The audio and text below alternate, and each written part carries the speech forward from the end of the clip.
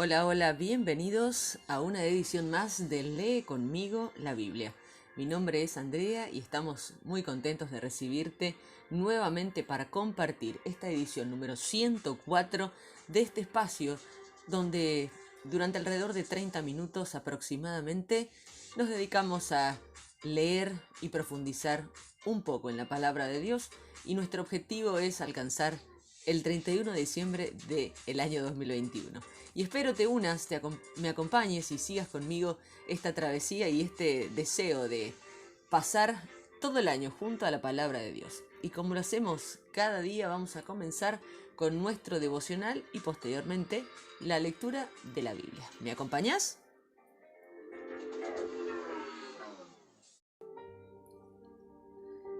Y nuestro devocional del día de hoy se titula ¿Cómo evitar el error del Titanic?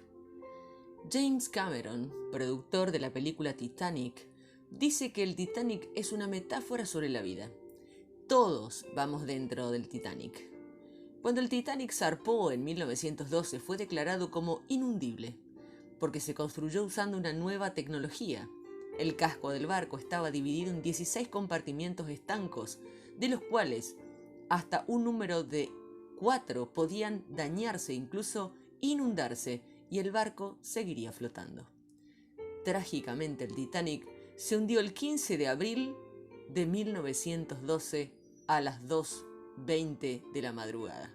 Estamos casi a un día de celebrar una conmemoración más de esta trágica situación, donde perdieron la vida 1513 personas. En aquella época se pensó que 5 de los compartimentos estancos se habían roto en la colisión con el iceberg. Pero cuando se encontraron los restos del Titanic el 1 de septiembre de 1985 en el fondo del mar, no aparecieron signos del gran impacto que previamente se pensaba había sido lo que había partido el casco del barco. Lo que se descubrió es que el daño de un compartimento fue lo que afectó al resto. Mucha gente comete el error del Titanic. Piensan que pueden vivir sus vidas en diferentes compartimentos y lo que hacen en uno de ellos no afectará al resto. Pero como Rick Warren, de quien se toma este ejemplo, dice: una vida de integridad es aquella que no está dividida en compartimentos. David oró por la integridad de su corazón. En el Salmo 86:11, él lideró al pueblo con un íntegro corazón. Fundamentalmente Jesús fue un hombre íntegro. Lo leemos en Mateo 22:16, Marcos 12:14. ¿Cómo puedes evitar tú y yo cometer el error del Titanic y llevar una vida de integridad? El libro de Proverbios, el capítulo 9, nos enseña que lo primero que debemos hacer es arranca de raíz el pecado secreto. No es fácil llevar una vida íntegra en las relaciones. Las tendencias abundan y los reclamos son fuertes cuando hablamos de las tentaciones. La mujer necia es escandalosa y llama: vengan conmigo, dice el verso 16. Ella dice: las aguas robadas saben a gloria, el pan sabe a miel si se come a escondidas. Pero esto es un total engaño. ¿Por qué habría de comer la comida a escondidas?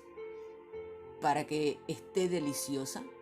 De hecho, la infidelidad lleva a la muerte del espíritu, pero estos ignoran que allí está la muerte, que sus invitados caen al fondo de la fosa. El apóstol Pablo escribe que si fijas tu mente en lo que tu naturaleza pecaminosa desea, esto te llevará a la muerte. Pero la mente puesta en el espíritu es vida y paz. Romanos capítulo 8, verso 6. Lucas capítulo 16 nos habla de ordena tu actitud hacia el dinero. Jesús habló del dinero más que de ningún otro tema, incluyendo la oración y el cielo. 12 de sus 38 parábolas tratan del dinero y de las posesiones. Como explica Bill Graham, Si una persona pone en orden su actitud respecto al dinero, esto le ayudará a enderezar casi todas las demás áreas de su vida. El pasaje de hoy, Jesús nos enseña cómo obtener la visión adecuada del dinero. Empieza con la parábola más bien extraña sobre un administrador deshonesto, el cual es elogiado por su astucia. Y aprendemos de esto el primer punto: el dinero es una herramienta. La gente de este mundo suele ser más sensible, cuidadosa, prudente y sabia que la gente de Dios a la hora de entender que el dinero es una herramienta. El administrador deshonesto es elogiado por su astucia a la hora de ver esto.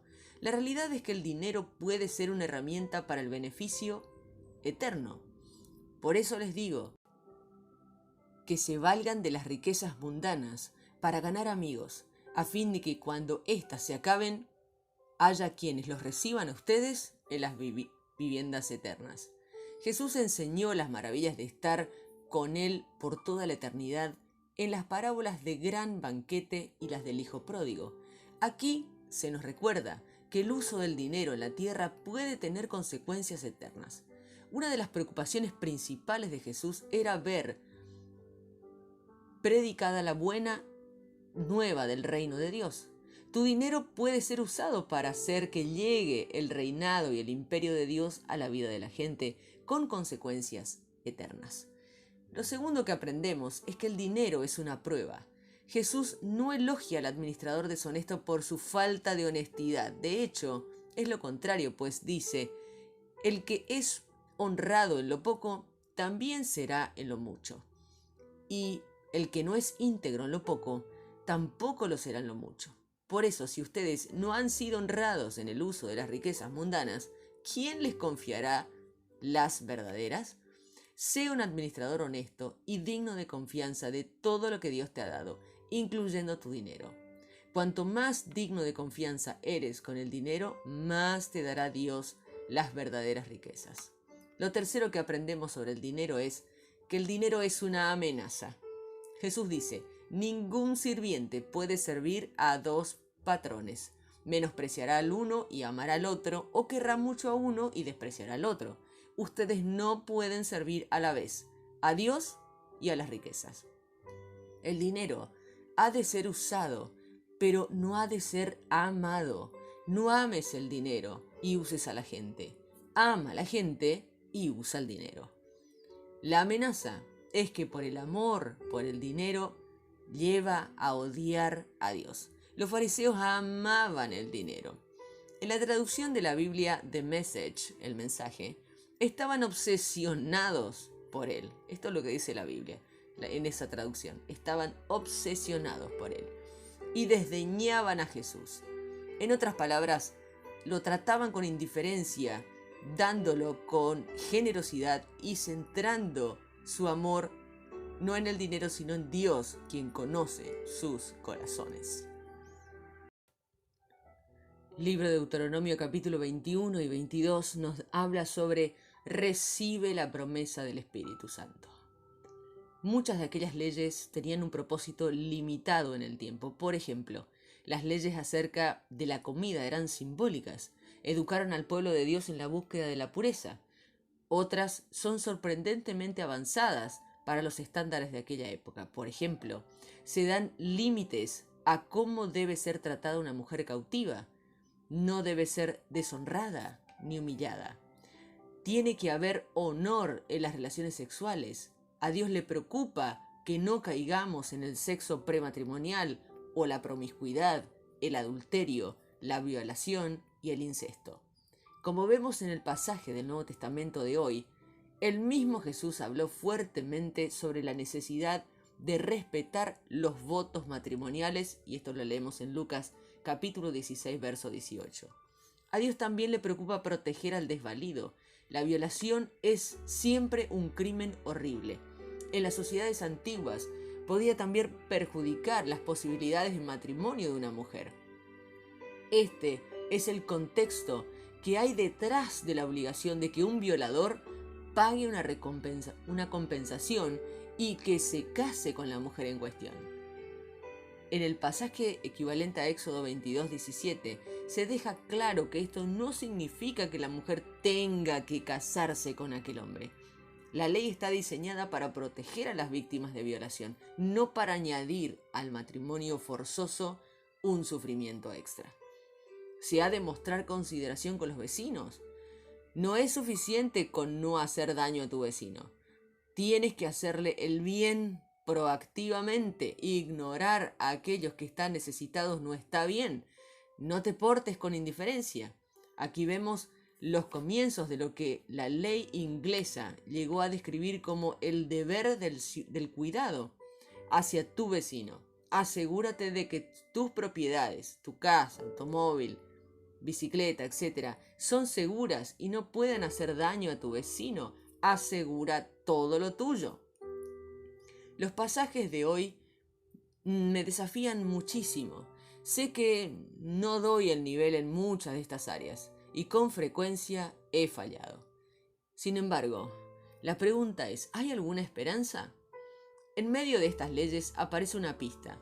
Cualquiera que es colgado de un árbol está bajo maldición de Dios. Pablo cita este mismo versículo de Deuteronomio 21:23 en Gálatas y explica su significado para nosotros. Todo el que no es capaz de cumplir toda la ley de Dios está maldito. Esta es la maldición de la ley de Gálatas capítulo 3 verso 10. Pero la maravillosa noticia es que en la cruz, o el árbol, Jesús cargó sobre sí mismo la maldición en nuestro lugar. Cristo nos rescató de la maldición de la ley al hacerse maldición por nosotros. Como resultado, ahora todos podemos recibir por fe la promesa del Espíritu Santo. Mi fracaso en vivir una vida de total integridad significa que he fallado en el cumplimiento de la ley. En consecuencia, tendría que estar bajo la maldición de Dios, pero Jesús se hizo maldición en la cruz por mí. Colgado del árbol, cargó la maldición de Dios sobre sí, de manera que tú y yo podemos ser redimidos, liberados y recibir la promesa del Espíritu que nos permite comenzar a llevar una vida de total integridad. Iniciamos la lectura en el libro de Proverbios, capítulo 9, versos 13 al 18. En cambio, la mujer necedad es escandalosa, estúpida e ignorante. Se sienta en su silla, afuera de su casa, en lo más alto de la ciudad, y llama a la gente que pasa por allí. Nadie le presta atención, pero ella dice: vengan los que necesiten aprender, y manda decir a los torpes: el agua robada sabe mejor. El pan que se come a escondidas es más sabroso, pero ellos no saben que allí reina la muerte, que sus invitados están ahora en lo más profundo del lugar de los muertos. Libro de Lucas, capítulo 16, versos 1 al 18. Jesús les dijo a sus seguidores: había un hombre rico que tenía un administrador que había sido acusado de malgastar lo que el rico tenía. Entonces el hombre rico lo llamó y le dijo: ¿qué es esto que me dicen de ti? Dame un informe de lo que has hecho con mi dinero. No puedes seguir siendo mi administrador. Entonces el administrador se dijo a sí mismo: ¿qué voy a hacer ahora? Porque mi patrón no me va a dejar seguir siendo su administrador. Ya no puedo hacer trabajos pesados y me da vergüenza pedir limosna. Ya sé lo que voy a hacer, para que cuando me quiten el trabajo de administrador, la gente me reciba en su casa. Entonces llamó a cada uno de los que le debían dinero a su patrón y le dijo al primero: ¿cuánto le debes a mi patrón? Y él le respondió: 100 barriles de aceite. Entonces el administrador le dijo: toma la cuenta, apúrate, siéntate y escribe una cantidad menor. Escribe 50. Entonces fue y le dijo al segundo: tú, ¿cuánto le debes a mi patrón? Él respondió: 100 bultos de trigo. El administrador le dijo: toma tu cuenta, puedes hacerla por menos, escribe 80. Más tarde, el patrón elogió al administrador deshonesto, porque lo que había hecho era muy astuto. Si cuando se trata de negocios con tus semejantes, la gente mundana es más astuta, que la gente espiritual. Les digo que usen las riquezas deshonestas de una manera que les ayude a ganar la amistad de Dios para que cuando las riquezas se acaben, sean bienvenidos en la casa eterna. Si alguien es de fiar en lo poco, será de fiar en lo mucho. Si es deshonesto en lo poco, será deshonesto en lo mucho. Si no se les puede confiar las riquezas mundanas, ¿quién les confiará las riquezas verdaderas? Si no se les puede confiar lo ajeno, ¿quién les dará lo que es de ustedes? Ningún siervo puede servir a dos patrones al mismo tiempo. Odiará a uno y amará al otro, o se dedicará a uno y despreciará al otro. Ustedes no pueden servir a Dios y a las riquezas al mismo tiempo. Los fariseos eran amantes del dinero y escuchaban todo esto y se burlaban de Jesús. Jesús les dijo: ustedes ante la gente aparentan ser justos, pero Dios conoce las intenciones de su corazón. Lo que la gente tiene en alta estima es despreciable para Dios. Dios siempre quiso que la gente viviera de acuerdo con la ley y los profetas. Entonces vino Juan. Desde que él vino anunciando la buena noticia del reino de Dios, están todos esforzándose por entrar en él. Sin embargo, es más fácil que el cielo y la tierra se acaben que cambiar una sola tilde de la ley.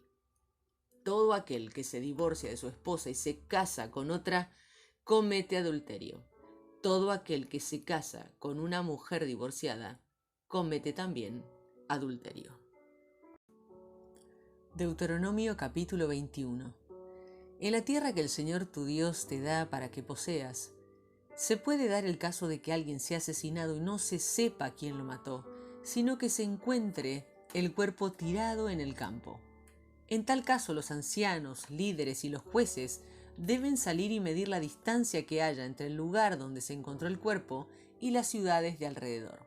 Entonces los ancianos líderes de la ciudad más cercana deben tomar una ternera que no haya sido usada para trabajar ni se le haya puesto yugo. Ellos llevarán a la ternera a un valle con río, un valle que no haya sido arado ni plantado, y le romperán el cuello. Luego los sacerdotes, los descendientes de Leví, deberán acercarse porque el Señor tu Dios los ha elegido a ellos para que los sirvan y pronuncien bendiciones en el nombre del Señor.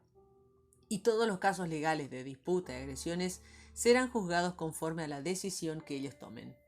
Todos los ancianos líderes de esa ciudad cercana al cuerpo del muerto deben lavarse las manos sobre la ternera cuyo cuello fue roto en el valle. Los ancianos líderes deben decir: nosotros no matamos a esta persona y nosotros no vimos cómo sucedió. Purifica a nuestra gente de Israel, a quien tú, Señor, has lavado. No culpes a tu gente de Israel por el asesinato de una persona inocente. De esta manera, ellos serán absueltos de la culpa del asesinato. Quitarás de en medio de ti la culpa del asesinato de una persona inocente, porque harás lo que el Señor te dice que está bien. Cuando vayas a la guerra en contra de tus enemigos y el Señor tu Dios los venza y tú los tomes prisioneros, si ves de entre ellos alguna mujer hermosa que te atraiga, podrás casarte con ella. La llevarás a tu casa y harás que se rape la cabeza, se corte las uñas y se deshaga de su ropa de prisionera. Permanecerá en tu casa haciendo duelo por sus padres durante todo un mes. Después de esto, podrás acercarte a ella y será su esposo, y ella será tu esposa. Si sucede que ya no te agrada, entonces debes divorciarte de ella y dejarla ir a donde ella quiera. No podrás venderla ni tratarla como esclava, porque ya hiciste con ella lo que querías. Puede darse el caso de que un hombre tenga dos esposas, pero sienta amor por una y no por otra. Si ambas le dan hijos, pero el hijo mayor se lo dio a la mujer que él no amaba, el hombre no tiene derecho a tratar al hijo de la mujer que ama como si fuera el hijo mayor. Cuando reparta su propiedad entre los hijos, el hijo de la mujer que él no ama recibirá más. Deberá reconocer como hijo mayor al hijo de la mujer que no ama y darle una doble porción de todo lo que tenga, porque él es el primer hijo, y a él le pertenece el derecho del hijo mayor. Si alguien tiene hijos terco o rebelde que no obedece a su papá ni a su mamá, aun cuando lo castiguen, entonces sus padres deben llevarlo a los ancianos líderes de su ciudad a la entrada del lugar. Ellos le dirán a los ancianos líderes de su ciudad: este hijo nuestro es terco y rebelde, y no nos obedece, es comilón y borrachín. Entonces todos los hombres de su ciudad le tirarán piedras hasta que muera. De esta manera quitarás al perverso de en medio de ti. Todo el pueblo de Israel se enterará de esto y tendrá temor. Cuando alguien es culpable de un pecado que se le castiga con pena de muerte y se le cuelga el cuerpo de un árbol, no dejará su cuerpo colgado del árbol durante la noche, sino que lo enterrarás ese mismo día, porque cualquiera que es colgado de un árbol es maldito por Dios. No contaminarás la tierra que el Señor tu Dios te da como herencia. Deuteronomio capítulo 22. Si ves que el toro o la oveja de alguien de tu pueblo se extravía, se lo devolverás. Si el dueño no vive cerca o tú no lo conoces, entonces debes llevar el animal a tu casa y guardarlo hasta que el dueño venga a buscarlo y se lo devuelvas. Haz lo mismo con el burro de tu vecino, con sus prendas o con cualquier otra cosa que él pierda y que tú encuentres. No lo ignores. Si ves caído en el camino al toro o al burro de alguien de tu pueblo, no te quedes sin hacer nada, más bien ayúdalo a levantarse. La mujer no debe ponerse ropa de hombre, ni el hombre debe usar ropa de mujer, porque el Señor tu Dios se enoja con el que hace eso. Si mientras caminas encuentras el nido de un pájaro o en algún árbol o en el piso y la madre está sentada sobre los pequeños hijos o sobre sus huevos, no tomes a la madre con sus pequeños. Debes dejar ir a la madre y puedes tomar los pequeños para que te vaya bien y puedas vivir mucho tiempo. Cuando construyas una casa nueva, debes hacer un muro de protección alrededor de la azotea para que así no seas culpable de homicidio si alguien se cae de allí. No plantes tu viñedo con otra semilla que no sea de uva. Si lo haces, quedará prohibido el uso de ese producto del campo, tanto el grano como la uva. No ares con una yunta que tenga juntos un toro y un burro. No uses ropa hecha en combinación de lana y lino. Haz flecos en las 4 esquinas del manto con que te cubres. Si un hombre se casa con una mujer, tiene relaciones sexuales con ella y luego la desprecia, la acusa de mala conducta y difama a su nombre diciendo: yo me casé con esta mujer, pero cuando tuve relaciones sexuales con ella encontré que no era virgen, los padres de la joven mujer deberán tomar y llevar prueba de la virginidad de la mujer a los ancianos líderes a la entrada de la ciudad. El papá de la joven debe decirle a los ancianos líderes: le di a este hombre mi hija por esposa, pero él la odia. Miren, la ha acusado de mala conducta y dice: yo encontré que su hija no era virgen, así que aquí está la prueba de la virginidad de mi hija. Luego, él deberá extender la sábana enfrente de los ancianos líderes de la ciudad. Luego los ancianos líderes deberán traer al hombre y castigarlo. Ellos le impondrán una multa de 100 monedas de plata y dársela al papá de la joven, porque ese hombre ha difamado a una virgen de Israel. Ella seguirá siendo su esposa y él no podrá divorciarse de ella. Pero si la acusación es cierta y no se presenta una prueba de virginidad de la joven, entonces los ancianos líderes deben llevarla a la puerta de la casa de su papá y los hombres de la ciudad le tirarán piedras hasta que ella muera, porque ella ha hecho un acto vergonzoso en Israel al tener relaciones sexuales antes de casarse mientras vivía en la casa de su papá. De esta manera quitarás la maldad de tu pueblo. Si se encuentra un hombre teniendo relaciones sexuales con la esposa de otro hombre, ambos deben morir, tanto el hombre que tiene relaciones como la mujer. De esta manera quitarás la maldad de Israel. Si una mujer es una virgen comprometida con un hombre y alguien la encuentra en la ciudad y tiene relaciones con ella, entonces ambos deben ser llevados a las puertas de la ciudad y los matarás a pedradas.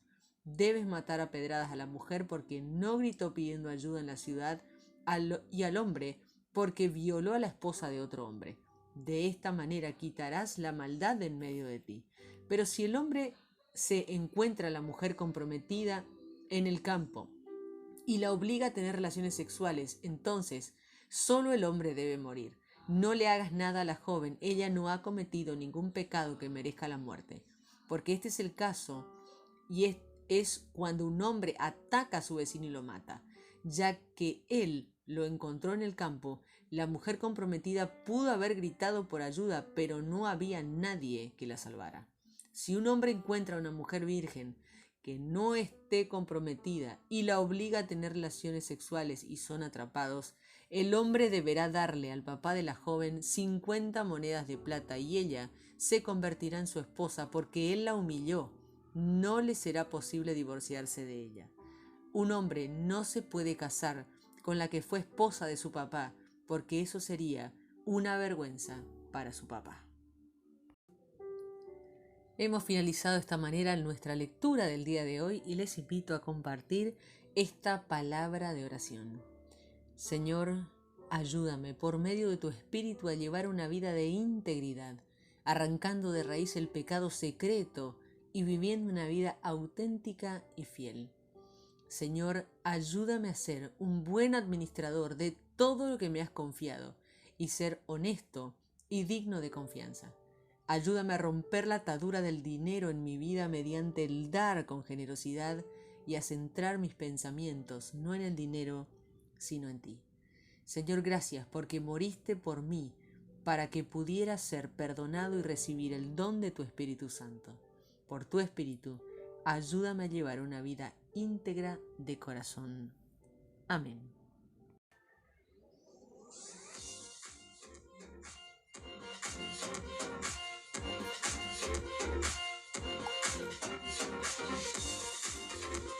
Y así, mis queridos amigos, llegamos al final de nuestra edición de hoy, miércoles 14 de abril del 2021, edición 104. Estamos muy contentos de haber finalizado un día más con nuestra devocional y también con la lectura de la palabra de Dios. Un tanto bastante interesante, como todo lo que aprendemos de nuestras lecturas y lo que compartimos. Un saludo para todos, muchas bendiciones. Que tengan un excelente día y por supuesto nos reencontramos mañana, si Dios así lo permite, en otra edición de Lee conmigo la Biblia. Bendiciones.